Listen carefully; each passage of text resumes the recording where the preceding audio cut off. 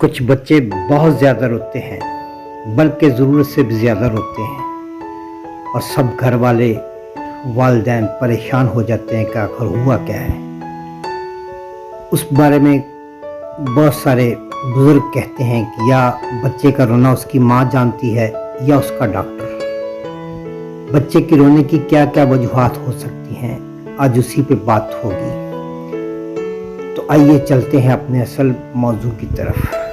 میں ڈاکٹر سید اظہر نقوی، دعا کلینک پورے والا سے۔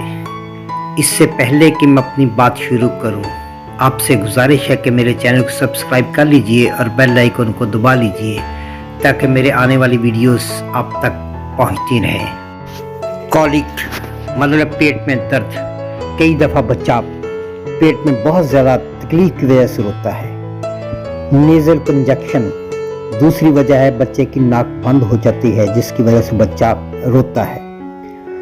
اوور کلوتھنگ ایک یہ بھی وجہ ہو سکتی ہے، کئی دفعہ مائیں بہت زیادہ کپڑے پہنا دیتی ہیں جس کی وجہ سے بچہ بہت بے چین ہوتا ہے۔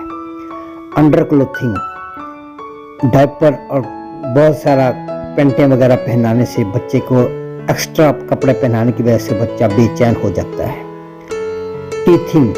ٹیتھنگ کے زمانے میں بچہ بہت زیادہ چڑچڑا ہو جاتا ہے جس کی وجہ سے روتا ہے۔ پن ورمز بچے کی پیٹ میں کیڑے ہیں جس کی وجہ سے بچہ روتا ہے۔ ڈائپر ریشز کئی دفعہ ریپیز بہت زیادہ ریشز ہو جاتے ہیں اور اس کی وجہ سے بچہ روتا ہے۔ گیسٹرو ایزو ریفلیکس بچے کے پیٹ میں گیس ہوتا ہے جس کی وجہ سے بچہ بہت زیادہ روتا ہے۔